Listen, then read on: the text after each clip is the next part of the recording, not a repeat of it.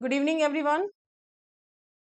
I am doctor Shiba Khalid और आज class है हमारी। आज हम लोग डिस्कस करेंगे ई गवर्नेंस के बारे में। नया टॉपिक है और हमारे ई गवर्नेंस और सर्वेलियंस के बारे में हम लोगों का जो यूजीसी नेट का सिलेबस भी है, तो सब लोग अवेयर होंगे कि हमारा सिलेबस इससे रिलेटेड है, जो कि हमारे 9th यूनिट में डिस्कस हुआ है। ई गवर्नेंस के बारे में हम लोग बार बार सुनते हैं कि ई गवर्नेंस जो है वो क्या चीज है, या फिर बार बार ये चीज आती है डिजिटल इंडिया के बारे में और ई गवर्नेंस के बारे में। तो आज हम लोग इसको डिस्कस करेंगे कि ई गवर्नेंस एक्चुअली है क्या, और हमारे सिलेबस में इससे रिलेटेड क्वेश्चंस किस तरह से हो सकते हैं, कौन कौन से ऐसे पॉइंट्स हैं जो आ सकते हैं जहां से क्वेश्चन बन सकते हैं। क्योंकि ज्यादातर जो क्वेश्चंस अभी अब जो सिलेबस में आ रहे हैं या फिर जो हमारे एग्जाम्स में आ रहे हैं, जो क्वेश्चंस वो रिलेटेड होते हैं जो हमारे करंट जो अफेयर्स हैं उनसे रिलेटेड ज्यादातर क्वेश्चंस होते हैं। तो किस तरह के प्रोग्राम्स गवर्नमेंट ने स्टार्ट किए हैं, कौन कौन से इनिशिएटिव लिए गए हैं, तो उसके बारे में आज हम लोग थोड़ा सा डिस्कस करेंगे। उसके बाद जो जैसा हम लोगों का प्रॉमिस है कि आगे हम लोग क्वेश्चन भी करेंगे साथ साथ, तो लेट ना करते हुए हम लोग अपने टॉपिक की तरफ चलते हैं। तो ई गवर्नेंस क्या चीज है, नाम से समझ में आ रहा है। ई से हम लोग जो है आजकल इलेक्ट्रॉनिक्स के बारे में समझते हैं कि ई मतलब, तो e governance can be defined as application of information and communication technology से रिलेटेड चीज, यानी आईसीटी। तो आईसीटी से रिलेटेड हमारे जो टॉपिक है उससे रिलेटेड बहुत से क्वेश्चंस बनते हैं। तो आईसीटी का फुल फॉर्म होता है इंफॉर्मेशन एंड कम्युनिकेशन टेक्नोलॉजी। तो आईसीटी के बारे में हम लोगों ने यहाँ देखा कि आईसीटी का मतलब हुआ कि इंफॉर्मेशन एंड कम्युनिकेशन टेक्नोलॉजी। तो for providing government services, exchange of information, transaction जो है हमारे, इंटीग्रेशन ऑफ प्रीवियसली जो एग्जिस्टिंग हमारी जो सर्विसेज हैं गवर्नमेंट की, उनके बारे में इंफॉर्मेशन होना, उनके सारे इंफॉर्मेशन जो पोर्टल्स हैं। तो ई का मतलब होता है इलेक्ट्रॉनिक, और गवर्नेंस का मतलब अभी हम लोगों ने पढ़ाई है कि जो कि गवर्नमेंट के अंडर आते हैं, जिनके हाथ में गवर्नेंस रहता है, जिनके हाथ में अथॉरिटी रहती है, जहां से हमारे रूल्स एंड रेगुलेशन आते हैं, जो गवर्न करते हैं हमारी सोसाइटी को, हमारी कंट्री को, दैट इज गवर्नेंस। तो काउंसिल ऑफ जो यूरोप है refer to e governance as, जो काउंसिल ऑफ यूरोप है उन्होंने ई गवर्नेंस को किस तरीके से रेफर किया है, the use of electronic technologies in 3 areas of public action. यानी इंफॉर्मेशन जो टेक्नोलॉजी, हमारी जो इलेक्ट्रॉनिक टेक्नोलॉजी है, उनका 3 एरियाज ऑफ पब्लिक एक्शन में यूज करना। तो क्या क्या है वो? नंबर 1 है रिलेशन बिटवीन, ये हुई नंबर 1 कि relation between the public authorities and civil society. यानी जो पब्लिक अथॉरिटीज हैं और जो सिविल सोसाइटी हैं उनके बीच का रिलेशनशिप, यानी पब्लिकली जिनको अथॉरिटीज हैं और हमारी जो सिविल सोसाइटी है उनके बीच में relations. Number 2, the functioning of public authorities at all stages of the democratic जो प्रोसेस है, यानी इसको कहते हैं इलेक्ट्रॉनिक डेमोक्रेसी। तो जो भी फंक्शनिंग है पब्लिक अथॉरिटीज की सारे स्टेजेस पे जो डेमोक्रेटिक प्रोसेस उसका होना चाहिए, इलेक्ट्रॉनिक जो डेमोक्रेसी है, जो इलेक्ट्रॉनिकली इसका सारा प्रोसेस होना चाहिए। तो प्रोविजन ऑफ पब्लिक सर्विसेज, यानी इलेक्ट्रॉनिक जो पब्लिक सर्विसेज हैं वो सबके लिए अवेलेबल होनी चाहिए, ताकि जो गवर्नमेंट की जो पॉलिसीज हैं या गवर्नमेंट की जो फैसिलिटीज हैं उनसे जो नॉर्मल पब्लिक का एक रिलेशन बनाया जा सके। उसके बाद आता है reasons for opting e governance. E governance को ऑप्ट करने का रीजन क्या है? तो रीजन यानी गवर्नेंस पर जो है सी हैज बिकम वेरी कॉम्प्लेक्स और increase in citizens expectation from governance. तो गवर्नेंस का जो है जो रूल्स हैं, उसके जो रेगुलेशंस हैं या फिर जो सर्विसेज हैं वो बहुत कॉम्प्लेक्स हैं, और इंक्रीज हुआ है सिटीजन्स जो हैं उनकी एक्सपेक्टेशंस, अपनी गवर्नमेंट के लिए जो एक्सपेक्टेशंस हैं उनका इंक्रीज होना। तो डिफरेंट कैनोनेशंस ऑफ ई गवर्नेंस क्या है? तो ई एडमिनिस्ट्रेशन है।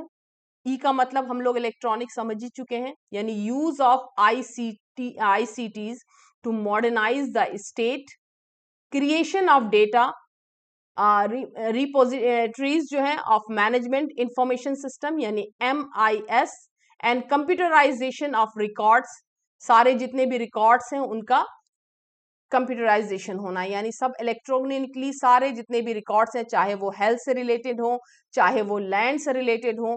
पहले क्या होता था, हमें अगर अपनी लैंड के बारे में इंफॉर्मेशन जाननी थी, गाड़ी के बारे में अगर कोई भी चीज जाननी थी, हमें कार के बारे में, तो हमें जाना पड़ता था, पेपर्स को चेक कराना है, या लैंड से रिलेटेड है तो हम कोर्ट जाते थे, चीजों को समझते। आज क्या होता है, आज हमारे पास जो नंबर अगर मौजूद है हमारा, तो उस नंबर को डाल करके, रजिस्ट्रेशन नंबर जो होता है उससे आज हम देख पाते हैं कि लैंड कहाँ पे है, किस जगह पे, घर बैठे हम मोबाइल पे एप्लीकेशन है उनसे हम चेक कर पाते हैं। हेल्थ से रिलेटेड कोई भी इश्यूज होते हैं, डॉक्टर जो है पूरा एक कंप्यूटर में अपना पूरा डेटा जो है उसको सेव करते हैं। आप 10 साल के बाद भी जाओगे ना तो वो आपका डेटा वहां पे आपको मिल जाएगा।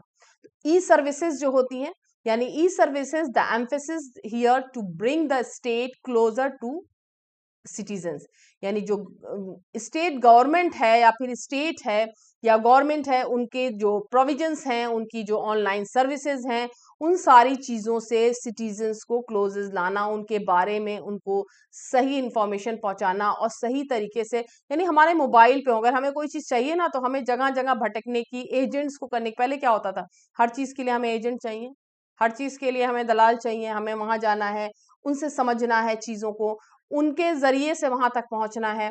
अब क्या हो गया है, अब हम मोबाइल पे अपनी चीजों को खुद ही देख लेते हैं। बहुत सारे लोग जो आज पढ़े लिखे नहीं है वो भी अवेयर हो चुके हैं, उनको भी लगता है कि नहीं, हमको मोबाइल से ही चेक कर लेना चाहिए, या किसी के थ्रू चेक करा पाते हैं अगर नहीं खुद देख पाते हैं। तो प्रोविजन ऑफ ऑनलाइन सर्विसेज। उसके बाद आता है ई गवर्नेंस। तो ई सर्विसेज हो गई, फिर ई गवर्नेंस यानी the use of IT, information technology, to improve the ability of government to address the needs of society. यानी जो गवर्नमेंट की जो एबिलिटी है, गवर्नमेंट की जो पॉलिसीज हैं, उनके जो वर्क प्रोसेस है उनके अंदर इम्प्रूवमेंट लाना, ताकि जो सोसाइटी की नीड्स के हिसाब से वर्क कर सकें। So it includes the publishing of policy, their programs, their related information to transact with the citizens. So it extends the beyond the provision of online services and covers use of IT for strategic जो planning है, reaching the development goals of the government. अब आता है ई democracy. तो ई democracy क्या चीज है, democracy के बारे में तो हम लोगों ने सुना है, अब ई डेमोक्रेसी क्या है। तो यूज ऑफ IT यानी information technology to facilitate the ability of all section of society to participate in the governance और गवर्नेंस ऑफ द स्टेट। यानी एक आज हमको डेमोक्रेसी है हमारी कंट्री में, हमारे पास ये अधिकार होते हैं कि हम जिसको चाहें हम वोट करके हम गद्दी पे बैठा सकते हैं, पावर में ला सकते हैं। तो ई गवर्नेंस यानी जो IT फैसिलिटीज हैं, इंफॉर्मेशन जो टेक्नोलॉजीज हैं, उनकी सारी जो सेक्शंस हैं, उनकी society, all the sections of society to participate in the governance of state, यानी सब में हमारा पार्टिसिपेशन होना, इस चीज की आजादी हमें। तो emphasis is on bringing transparency, यानी ट्रांसपेरेंसी हो चाहे अकाउंटेबिलिटी हो, सब चीजों की हमें नॉलेज होनी चाहिए कि क्या चीज कहाँ पे है। एक ट्रांसपेरेंसी के लिए कि हमारे पास इंफॉर्मेशन होनी चाहिए हर चीज से रिलेटेड, कि हमारा जो पैसा है वो कहाँ यूज हो रहा है, कहाँ क्या चीज है, क्या की गवर्नमेंट ने हमारे लिए पॉलिसीज बनाई हैं, कौन कौन से प्रोग्राम्स हमारे लिए चलाए गए हैं कि जिनको हमें हमारे लिए बेनिफिशियल हैं। तो अकाउंटेबिलिटी होनी चाहिए, पार्टिसिपेशन ऑफ पीपल कितना है, किस किस प्रोग्राम में कौन कौन से लोग, कौन सी क्वालिफिकेशन के लोग कहाँ कहाँ बैठ सकते हैं, कृषि के लिए क्या क्या नियम आए हैं। ये सारी चीजें हमको एक पोर्टल हो गवर्नमेंट का, जहाँ पे हम जाएं और वहां से सारी इंफॉर्मेशन हम निकाल पाए। तो it includes online disclosures of policies, online जो ग्रीवियंस जो रिड्रेसल है, जो ई रेफरेंडम्स है, एक्सेट्रा। आज हम लोग देख रहे हैं कि जो पहले क्या होता था, रैगिंग होती थी, तो रैगिंग के लिए हमें मालूम भी नहीं होता था कि हमको कहाँ कंप्लेन करनी है। तो आज HRD मिनिस्ट्रीज, आज हम देखते हैं कि UGC पे अगर हमको कंप्लेन करनी है तो हमारे पास रिड्रेसल जो सेल बने हुए हैं ग्रीवियंस के, हम वहां डायरेक्ट अपनी डालते हैं वहां पे अपनी कंप्लेन, फॉरन एक्शन होता है। स्पेशली अगर रैगिंग से रिलेटेड अगर कोई केस है तो उस पर तुरंत एक्शन होता है वहां से इतने स्ट्रिक्ट उनके ऊपर जो नियम लागू किए गए हैं कि उनको तुरंत एक्शन में आना है। तो फॉरेन यूनिवर्सिटी के पास मेल आता है, उनसे पूछ होती है कि क्यों रैगिंग हुई, कमेटी बैठाओ और उसके बारे में फैसला होना है, या उसकी एंटी रैगिंग कमेटी बैठनी चाहिए उसके खिलाफ। तो ये सारी चीज़ें, थोड़ी सी ट्रांसपेरेंसी जो है, अब हर चीज़ों में उसके कॉन्स एंड कॉन्स हर जगह देखने को मिलते हैं, मेरिट डिमेरिट सभी जगह पे चीज़ें हैं, किस तरीके से चीज़ें हो रही हैं या नहीं हो रही हैं। लेकिन इन इम्प्लीमेंटेशन से बहुत सारी चीज़ों की आसानी आज हमें हुई है। अभी हम लोग आगे डिस्कस करेंगे कि कौन कौन सी फील्ड में हमें क्या क्या आसानियां मिली हैं।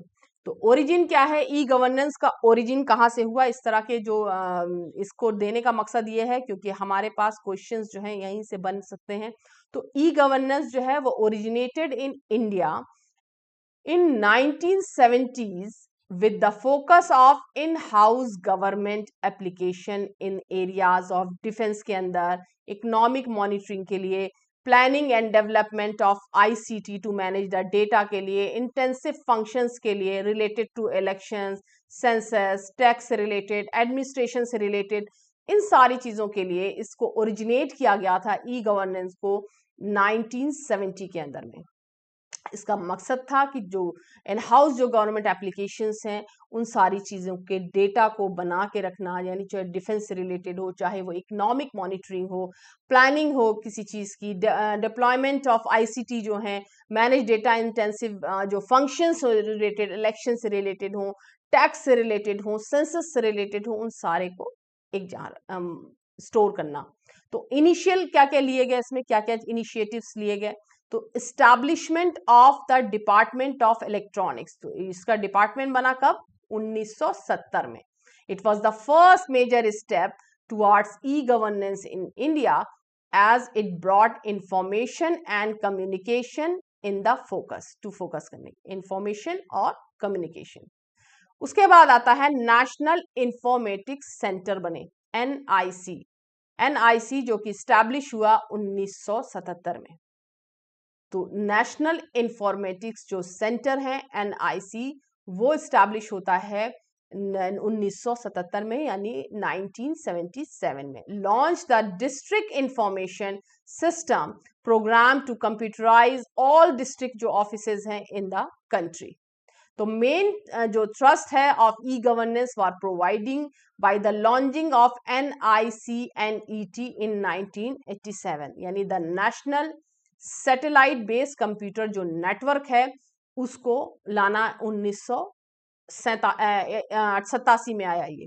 तो नेशनल जो है जो सैटेलाइट बेस्ड जो कंप्यूटर नेटवर्क है NICNET, तो better service delivery to citizen मकसद था इसका, जो एश्योरिंग द ट्रांसपेरेंसी और अकाउंटेबिलिटी को बनाए रखना, empowering the people through information, लोगों को इन्फॉर्म करना, अवेयर कराने का मकसद, improve efficiency with government is that centre और स्टेट गवर्नमेंट के बीच की जो एफिशिएंसी उसको बनाए रखना, या फिर इंटर स्टेट्स जो एफिशिएंसी है उसको इम्प्रूव करना।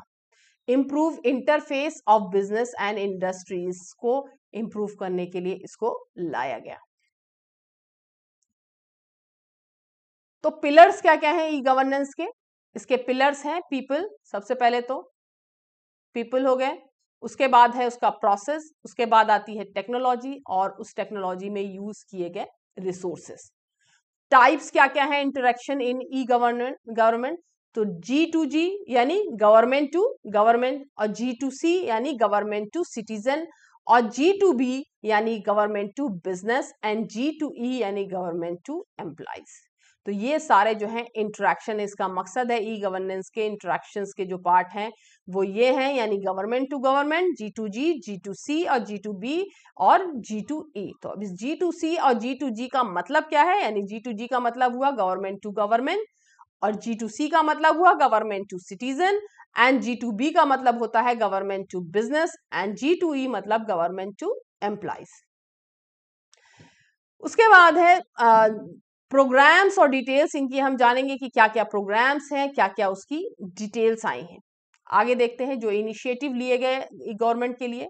तो सबसे पहले आता है भूमि प्रोजेक्ट, जो कि कर्नाटका में online delivery of land record सबसे पहले स्टार्ट हुआ। तो भूमि इस सब जो सस्टेनेबल जो ई गवर्नेंस प्रोजेक्ट है, कंप्यूटराइज डिलीवरी ऑफ 20 मिलियन जो रूरल रिकॉर्ड्स हैं 6.7 million farmers of Karnataka, e governance के जो फर्स्ट इनिशिएटिव था।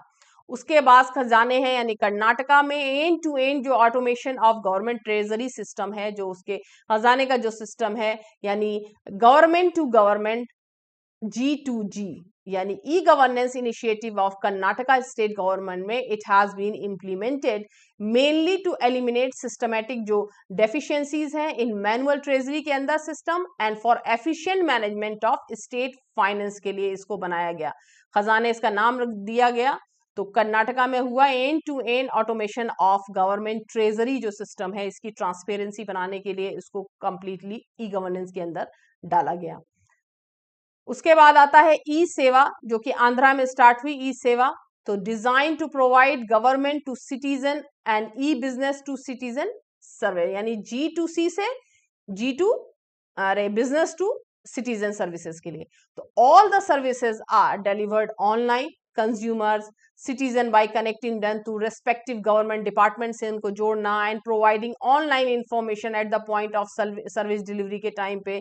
या project as has become very popular among the citizen specially for the payment of utility bills में। आज तो हम लोग देख रहे हैं सभी जगह, आज हम लोग यूटिलिटी बिल्स के लिए यूज कर रहे हैं। इतनी आसानी हो गई है कि आज हम लोग को क्रेडिट कार्ड का बिल पे करना है, बिजली का बिल पे करना है, कहीं पे भी लाइन में लगने की हमें जरूरत नहीं। आज हम अपने मोबाइल से बैठ के सारे काम आसानी से कर पा रहे हैं, हमारे टाइम की बचत हुई, हमारा जो है टाइम नहीं वेस्ट हुआ कि हम लाइन में जाके लगे। पूरे दिन के लिए हमें छुट्टी चाहिए कि हमें आज बिजली का बिल जमा करने जाना है या यूटिलिटी बिल्स हैं हमारे जो है उनको देना है। तो ई सेवा आंध्रा में स्टार्ट हुई थी गवर्नमेंट टू सिटीजन और ई बिजनेस टू सिटीजन सर्विसेज के लिए। उसके बाद ई कोर्ट्स हुई launch by the department of information technology. E courts हुई जो कि अभी भी वर्क करती हैं, स्पेशली जब गर्मी की छुट्टियां हो जाती हैं। तो ई कोर्ट्स ने कोविड के टाइम पे भी ई कोर्ट्स ने काफी काम किया। MMP aims to delivery of high volume citizen जो सेंट्रिक सर्विसेज हैं at the district level, such as the issue of birth और डेथ सर्टिफिकेट, जो इंपॉर्टेंट चीजें होती हैं जिनके लिए हमको कोर्ट का इंतजार करना है कि कोर्ट खुलेगी बैठेगी तब हमें मिलेंगे। इनकम और कास्ट सर्टिफिकेट है, ओल्ड एज विडो पेंशन, तो इससे रिलेटेड जो सारी चीजें हैं वो हमें ई कोर्ट से आसानी से हमें ये फैसिलिटीज मिल जाती हैं, चाहे वो बर्थ और डेथ सर्टिफिकेट से रिलेटेड हो, इनकम सर्टिफिकेट से रिलेटेड हो, कास्ट सर्टिफिकेट से रिलेटेड हो, ओल्ड एज है, पेंशन, विडो, इन सब चीजों से रिलेटेड जो वर्क हैं वो ई कोर्ट्स में हो जाते हैं। उसके बाद आता है MCA 21, यानी ये लॉन्च हुआ था मिनिस्ट्री ऑफ कॉर्पोरेट अफेयर्स। तो MCA 21 लॉन्च हुआ। द प्रोजेक्ट, इसका मकसद था aim to provide electronic services to the companies registered under company act के अंदर जो कंपनीज रजिस्टर हैं उनको इलेक्ट्रॉनिक सर्विसेज प्रोवाइड कराना। Various online facilities offered including allocation and name changing के लिए जो होती हैं, इनकॉर्पोरेशन या नेम को चेंज करना या इनकॉर्पोरेट करना, या फिर online payment of registration charges, change of address, registered office, viewing public records and other related जो सर्विसेज हैं वो MCA के अंदर आती हैं, जिसका मकसद है मिनिस्ट्री ऑफ कॉर्पोरेट अफेयर्स के जो वो हैं। तो मिनिस्ट्री ऑफ कॉर्पोरेट अफेयर्स जो कि लागू किया गया है डिफरेंट फैसिलिटीज के लिए, जो कि रजिस्ट्रेशन से लेकर के online payment of registration charges या कंपनीज एक्ट के रिलेटेड जो चीजें आती हैं, चाहे वो नाम चेंज करना हो या नाम को इनकॉर्पोरेट करना हो, एड्रेस चेंज करना हो या रजिस्टर ऑफिस का या वही जो पब्लिक रिकॉर्ड्स है उनको चेक करना हो, तो ये सारी चीजें MCA 21 के अंदर आ जाती हैं। उसके बाद आता है हमारा ई ऑफिस। तो ई ऑफिस नेट वाले जो UGC नेट वाले लोग हैं ध्यान से पढ़ें, क्योंकि ये लास्ट के चैप्टर्स हैं। हो सकता है अभी आगे हम लोग उसको ना कर पाए, तो इसीलिए ये चैप्टर्स मैंने नीचे से डाल रखे हैं ताकि तुम लोग के जो सिलेबस है वो कंप्लीट हो जाए। तो launch by department of administrative reforms and public grievance के अंदर में ये लॉन्च हुआ। तो MMP का मकसद है, इसका मकसद था aims to significantly improving the operational efficiency of the government by the transitioning the to a less paper office, यानी जहां पे पेपर लेस ऑफिस हो, जिसमें कम यूज हो, लेस पेपर हो, तो ऑफिस बने जहां पे जो है एडमिनिस्ट्रेशन का, जो पब्लिक रिफॉर्म से या ग्रीवियंस से रिलेटेड जो वर्क हैं उसके अंदर उन सारे जो प्रॉब्लम्स हैं उनको देखा जा सके और उससे रिलेटेड जो वर्क हैं उनको किया जा सके।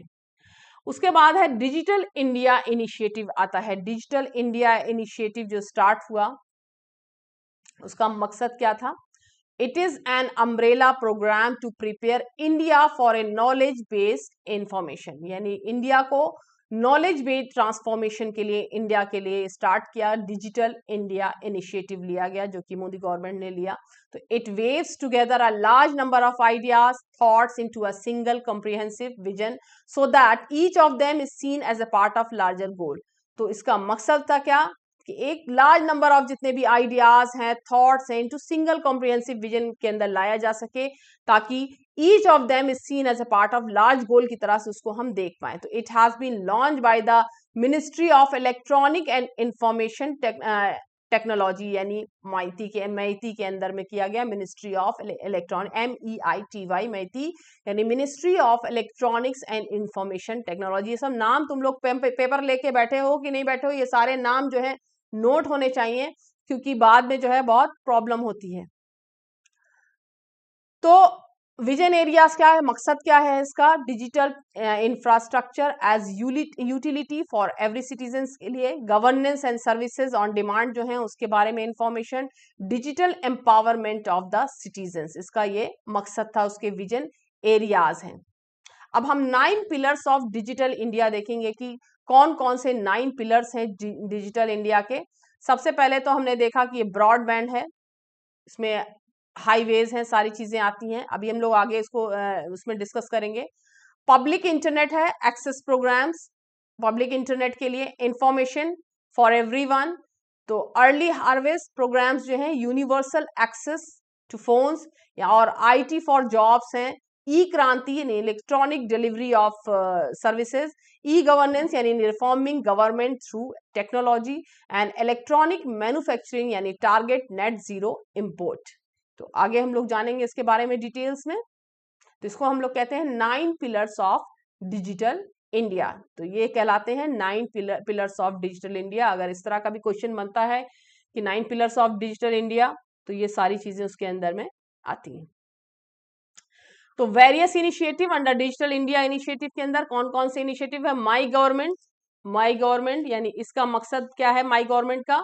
It's aim to establish link between government and citizen के बीच में towards meeting the goal of good governance के लिए, अच्छी एक गवर्नेंस करने के लिए गवर्नमेंट और सिटीजन्स के बीच का लिंक। तो इनका मकसद है it encourages citizen to as well as people abroad to participate in various activities. जो लोग यहाँ पे हैं, जो इंडिया के अंदर मौजूद हैं, और जो इंडियन सिटीजन्स जो बाहर हैं, NRIs हैं हमारे, ताकि वो भी पार्टिसिपेट कर पाएं एक्टिविटीज में, लाइक जो डू एक्टिविटीज हैं, क्या करना है या डिस्कस करना है या पोल करना है, टॉक करना है ब्लॉगिंग के थ्रू। तो ये सारी चीजें ब्लॉग करने के लिए, तो ये सब डिस्कशन वो कर पाए, इन्वॉल्व रह पाए, अपनी कंट्री से जुड़े रह पाए, एक कनेक्शन हो पाए गवर्नमेंट का और सिटीजन का, चाहे वो अवेलेबल हैं या नहीं है।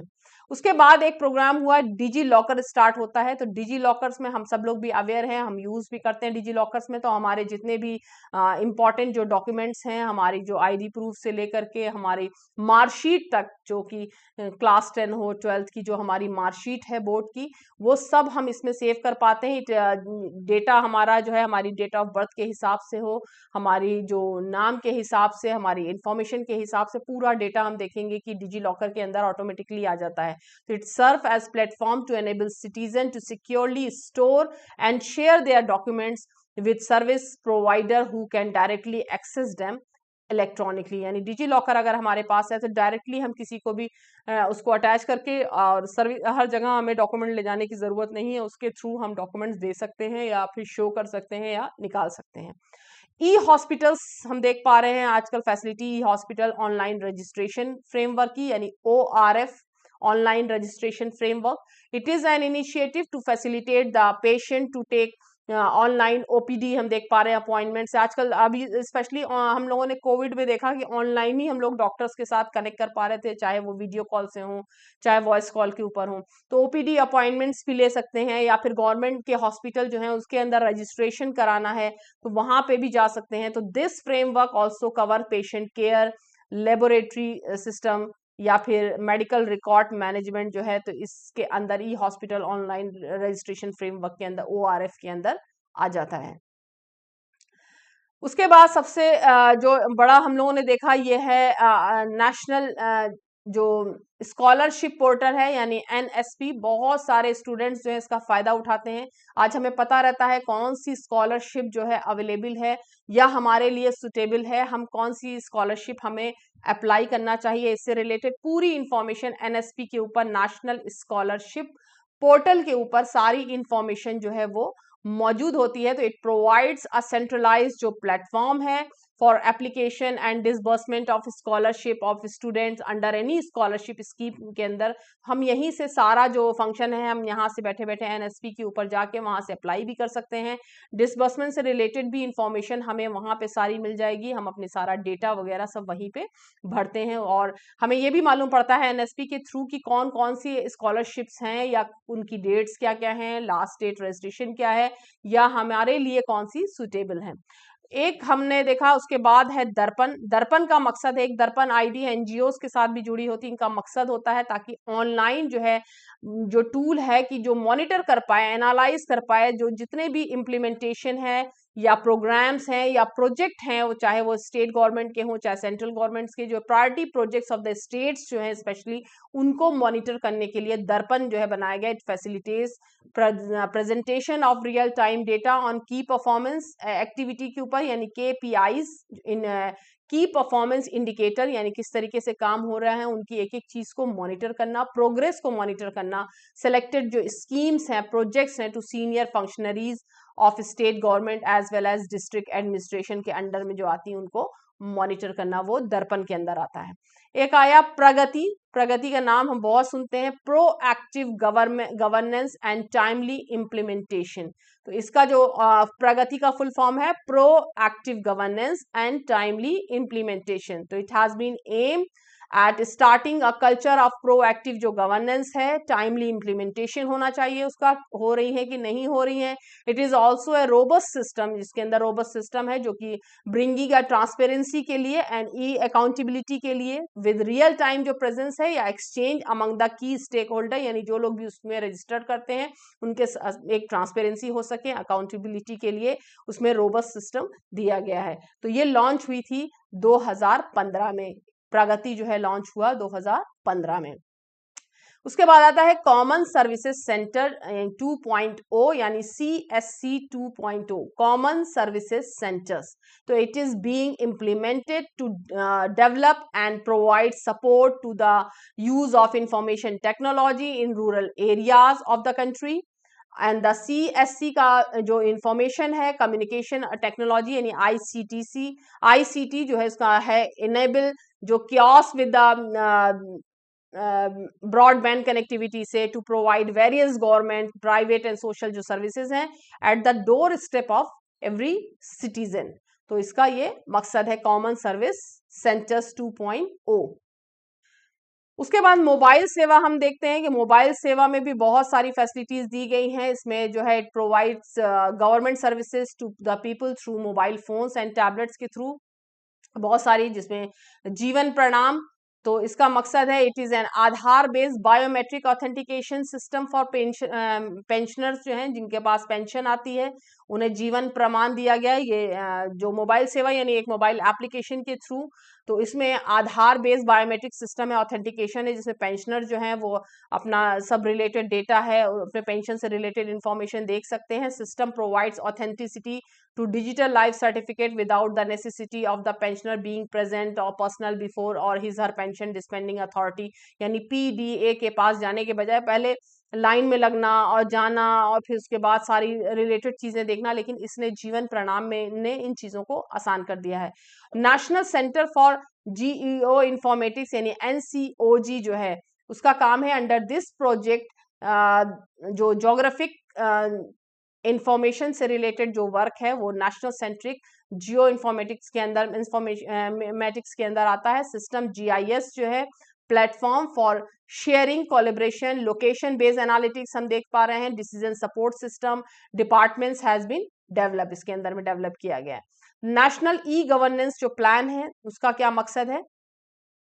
It takes a holistic view of e governance initiative को देखना, कंप्लीट जो है देखना नेशनल ई गवर्नेंस प्लान का मकसद across the country, integrating them into collective vision के साथ जोड़ना और शेयर करना। कॉज इट कंप्राइजेस 31 मिशन, इसके अंदर 31 मिशंस एंड प्रोजेक्ट्स आते हैं।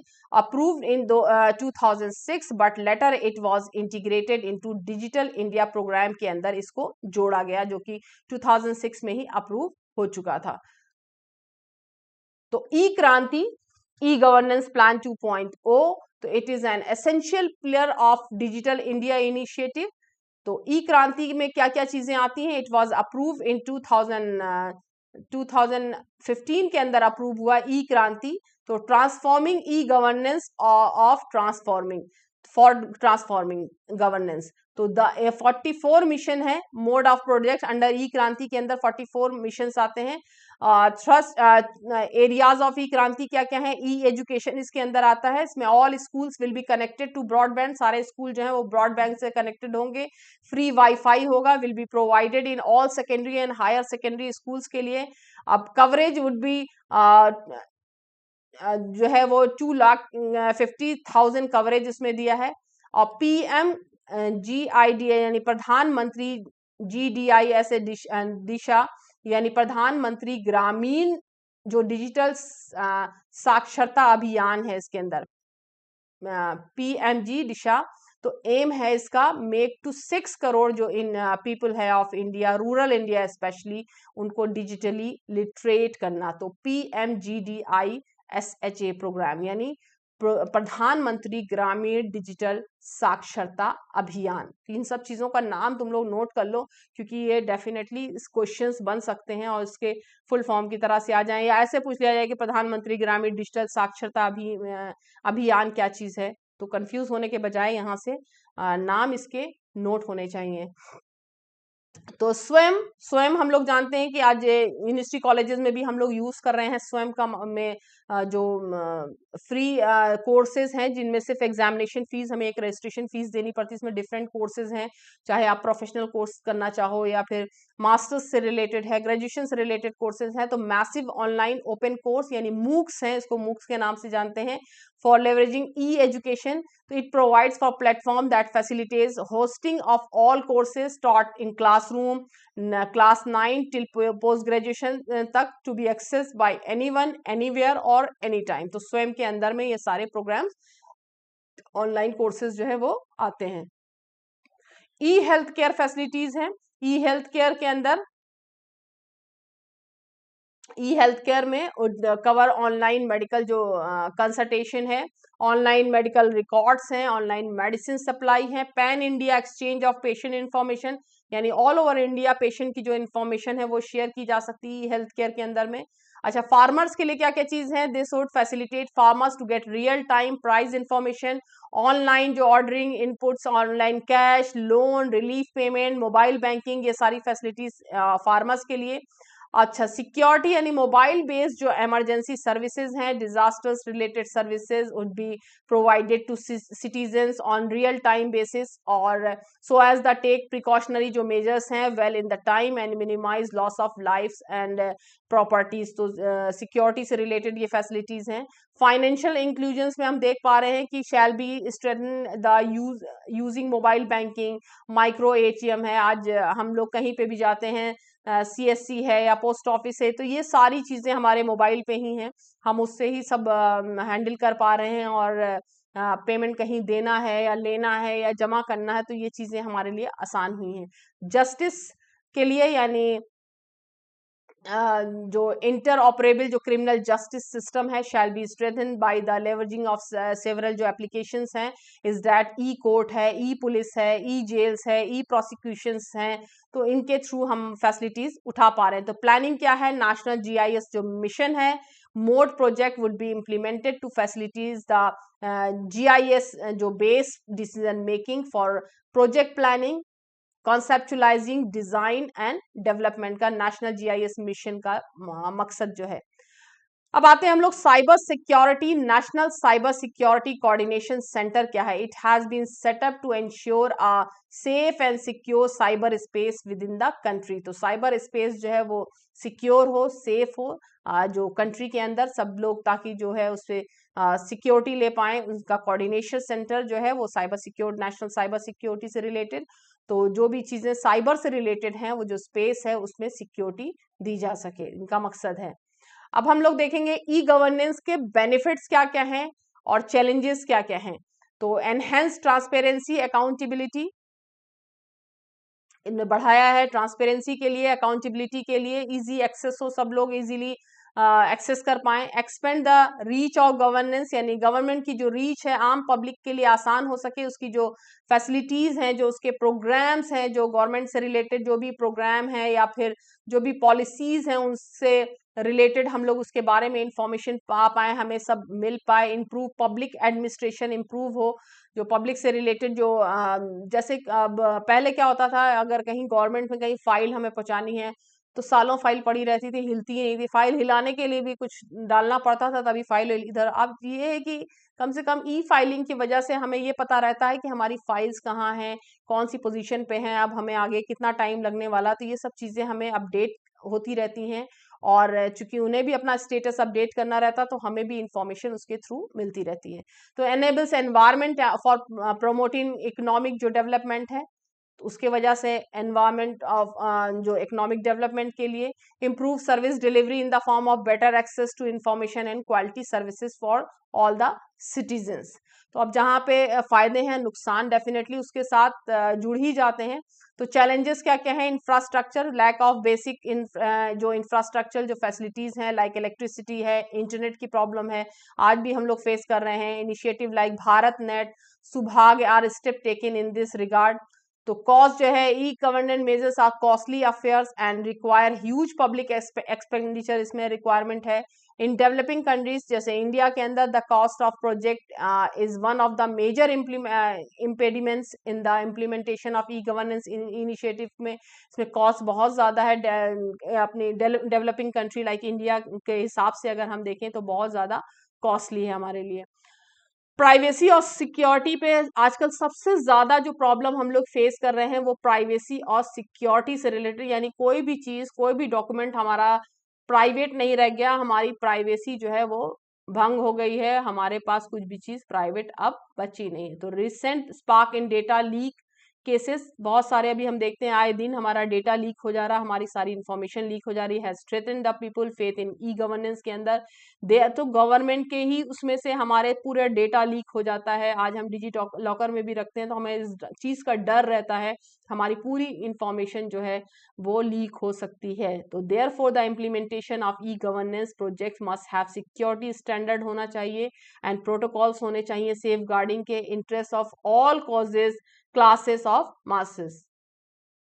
तो डिजिटल डिवाइड जो है, huge gap between the users and non users of e government के बीच में, कि मोस्टली इंडिया में किसी चीज को अगर इम्प्लीमेंट कर रहे हैं हम ना, तो उसकी सबसे बड़ी चीज है अवेयरनेस को फैलाना। अवेयरनेस अगर फैल भी गई है, लोगों को उसके लिए मतलब मनाना कि आप उनको यकीन दिलाना इस बात का, उनको राजी कर लेना कि आप इस प्रोग्राम को आप समझोगे या उसमें आगे बढ़ पाओ, क्योंकि बहुत सारे क्वेश्चंस हैं, लोग जल्दी, स्पेशली इंडिया में, जल्दी से चेंज को एक्सेप्ट नहीं करना चाहते हैं। तो digital divide takes from rich poor, male female, urban rural etcetera segments of the population. तो gap needs to be narrowed down, जो ये गैप है उसको कम होना चाहिए, then only the benefits of e governance would be utilise equally, तभी utilise हो पाएगी। अब कंक्लूजन हम देखते हैं कि कंक्लूजन क्या है। तो e governance is getting momentum in India, but public awareness and digital divide are important issues to be address. तो जो पब्लिक अवेयरनेस ज़रूर होनी चाहिए, लोगों को सही इंफॉर्मेशन पहुंचानी चाहिए, तरह तरह के अवेयरनेस प्रोग्राम होने चाहिए ताकि लोग अवेयर हो सकें कि सही इंफॉर्मेशन से, अपनी चीज़ों से रिलेटेड आधी इंफॉर्मेशन भी उनके लिए ख़तरनाक है, पूरी इंफॉर्मेशन होनी चाहिए। सक्सेस ऑफ ई गवर्नेंस जो है वो measures largely depends on the availability of high speed जो इंटरनेट है वो अवेलेबल होना चाहिए। अब अगर हम BSNL को उठा के देख लें तो मोस्टली काम नहीं करता है, जो लोग भी अगर BSNL के ऊपर डिपेंडेंट हैं। तो nationwide roll out 5G technology in the near future will be strengthen our resolve. 5G technology already आ चुकी है, तो यूज़ भी हो रही है मोस्टली जगहों पे। हम फ़ोन में भी हम देख पा रहे हैं कि अब 5G पे ही आ चुका है, 4G की स्पीड ऑटोमेटिकली कम हो चुकी है। कोई भी एक चीज़ आती है तो पिछली वाली जो है वो उसके अंदर कमियां शुरू हो जाती हैं ऑटोमेटिक। जैसे 3G था, पहले 3G से हम लोग का काम चल जाता था, तो अब क्या हो गया, फिर 4G आ गया, तो 3G ने वो 2G से बदतर हो गया, नीचे चला गया। उसके बाद अब 4G आ गया, उसके बाद 4G चलने लगा बहुत बढ़िया। अब 5G आ गया तो 4G ने काम करना एकदम स्लो डाउन होना शुरू हो गया, कुछ टाइम के बाद 2G से बदतर हो जाएगा। ठीक है, तो आई होप तुम लोगों को क्लास समझ में आ गई और ये टॉपिक समझ में आ गया। और आगे हम इसी तरह के टॉपिक्स पे हम लोग डिस्कस करते रहेंगे, अलग अलग टॉपिक्स। अब इसके बाद इससे रिलेटेड एक टॉपिक है सर्वेलेंस का, उसको भी हम लोग डिस्कस करेंगे। बाकी जो प्रीवियस वीडियोस हैं उसके लिए तुम लोग मेरा चैनल फॉलो कर सकते हो, उसके ऊपर जाके देख सकते हो। प्रीवियस वीडियोस जो हैं रिकॉर्डेड अवेलेबल हैं, जो लेक्चर्स हैं उनको तुम लोग देख सकते हो और उनसे फ़ायदा उठा सकते हो। Thank you so much.